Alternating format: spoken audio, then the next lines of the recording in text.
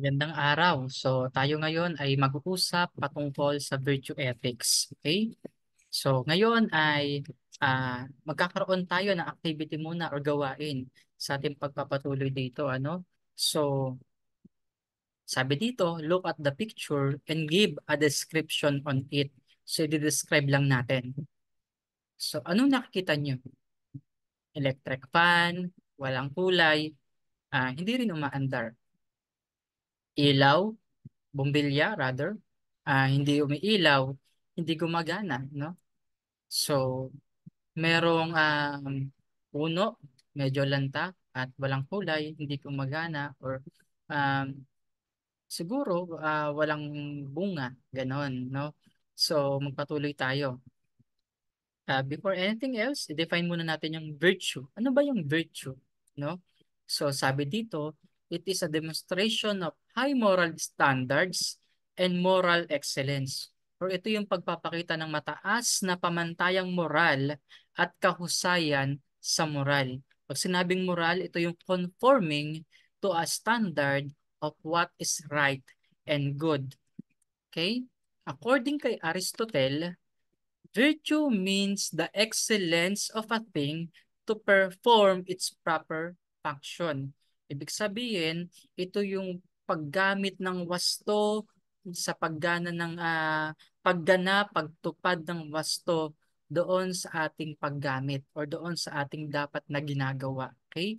So, katulad kanina, yung electric fan na walang um, kulay at hindi gumagana, ngayon gumagana na siya.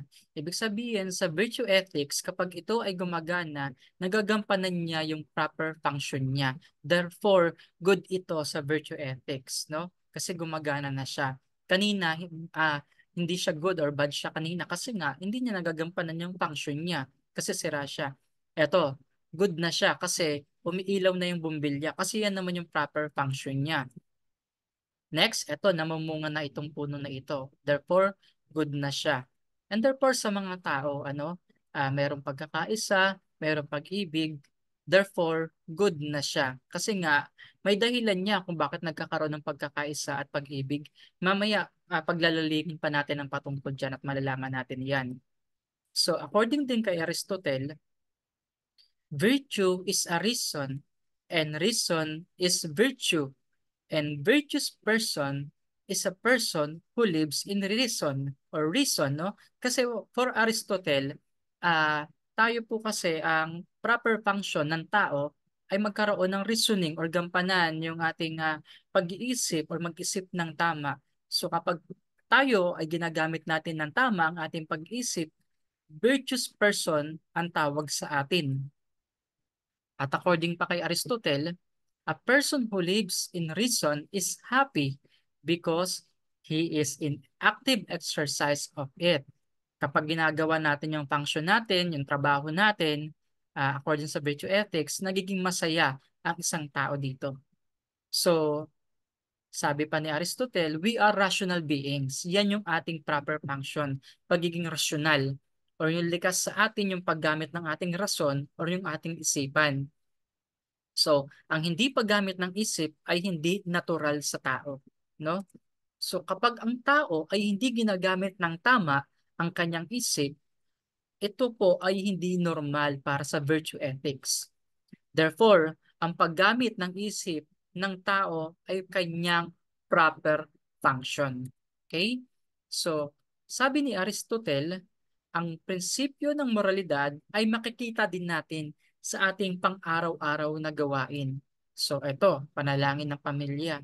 Tignan natin kung anong ibig sabihin yan at bakit masasabi natin na ito ba ay virtues or virtue ba ito? Nananalangin sila. Tignan natin sa hulmahan ng Doctrine of Men, no, ni Aristotle. Yung Doctrine of Men or yung prinsipyo ng sapat o rakma. Paano po ba ito? Ganito yan. So virtue is the mean between two vices. Sa gitna siya ng dalawang vices. At ano yung vices na yon, no? Ito yung mean. Ito yung isang vice, kapag kulang, deficient ang tawag. Kapag naman sobra, excess or excessive ang tawag. So magbigay tayo ng ilang mga virtues. So magkakaroon tayo ng pag-name and i-explain natin yung mga vices and virtues na ibibigay natin. So ito, pag-aaruga, no? So kapag kulang yung pag-aaruga, kulang sa pansin yung magiging outcome ng mga batang ito. At kapag sobra naman, nagiging mata pobre naman yung idea dito, no? Kasi nga sobra, dapat wag kukulang, wag susobra, dapat yung nandoon lang sa doctrine of mean or nasa gitna lang. Yun yung virtue, yung nasa gitna, ano? So, magkaroon naman tayo ng tapang or yung virtue na courage, no? So kapag ang courage ay kinulang, nagkaroon ng deficiency, duwag ang kalalabasan nito o cowardness. Pag naman sobra, kakaroon naman ng yabang or overconfident naman sa sarili. Ano? So, halimbawa, kapag katapat, truthfulness, pag kulang, nagiging malihim naman. Kapag sobra-sobra naman, excessive naman or taklesa, no? Halimbawa, nagsasalita ka sa publiko, mga kaibigan mo, madumi ka sa ilong, hindi nila sinabi sa'yo, kaya naman nagtatawanan yung nasa paligid mo. So, hindi siya virtue kasi hindi mo sinabi, naging malihim ka. Meron din naman na yun talagang mapapahiya ka sa gitna ng lahat, no? O yung may ano ka, may dumi ka sa ilong mo, tapos magtatawanan sa paligid, ano? Tapos sasabihin mo, uy, bakit? Sinasabi ko lang naman yung totoo, ah. Oo nga, sinasabi mo nga yung totoo. Pero taklesa ka naman, sobra-sobra ka naman. Dapat kinokorek natin sila with love. Doon lang tayo sa virtue or sa hulmahan ng doctrine of meaning. Okay? So, sabi pa dito, the proper exercise of our reason is a proper exercise of our function. Kung tama ang ating pag-iisip, nagagampanan natin, nagaganapan natin yung ating dapat na gawin or yung trabaho natin. Therefore, alam nyo na kapag hindi natin ginagamit ang ating isip, therefore, hindi natin ginagampanan yung trabaho natin. Kaya hinihikaya tayo ng virtue ethics na gampanan o gamitin ang ating isipan sa lahat ng desisyon na ginagawa natin. Okay? So paano ba ma-exercise ang virtue ethics? Ito yung tinatawag na habituation o yung pagkikintal sa ating pang-araw-araw na gawain or habit. Dapat nakikita ito. So, good habits, ang tawag doon ay virtues kapag tama, bad habits naman ang tawag doon ay vices, no? So, a person who exercise good habits, ang tawag sa kanila virtuous person. Halimbawa, courageous man, tawag sa kanya virtuous person. Ano naman tawag sa mga taong hindi naman gumagawa ng virtues or virtue, no? Ang tawag sa kanila ay vicious person naman. Yan, okay? Yung gumagawa ng mga vices. So, vicious person ang tawag sa kanila. So, sabi pa dito, habit develops character, character develops virtues, and virtues develop our person. Okay? So kapag nagagampanan natin yung ating proper function, nagiging moral exemplar tayo o nagiging mabuting halimbawa tayo sa iba. Okay? Tayo yung tutularan, sabihin natin tularan mo yung taong iyan kasi siya ay matapang, nasa lugar ang tapang, masinop, nasa lugar naman ng pagiging masinop, yung hindi tinitipid yung sarili, yung tama lang, tinitreat yung sarili pero hindi naman magastos. Yung tipong nasa gitna lang, doctrine of means, sapat-sapat lang.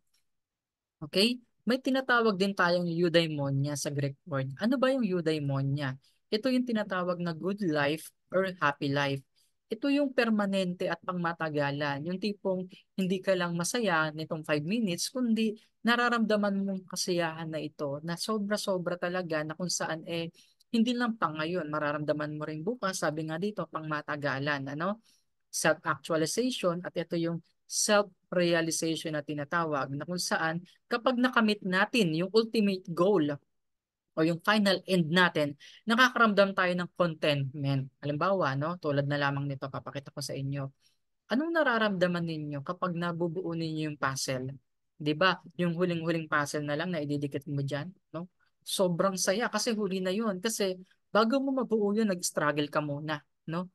Pero yung nabuo mo na siya, yung missing puzzle na 'yun, na isa na lang, binabuo mo, sobrang saya-saya mo, no? Ang saya-saya mo kasi nga, ito ay iyong nagawa. Katulad sa inyong pag-aaral. Kapag kayo ay natapos sa inyong pag-aaral, inyong bibigyan ng halaga yung makukuha ninyong diploma. Kasi nga, hindi naman talaga biro ang pinagdaanan ninyong mga hirap. Okay? A happy life is not easily acquired. it needs effort and will or exercising the will. Kailangan ating ginagampanan yung mga efforts na yon, pag-iisip.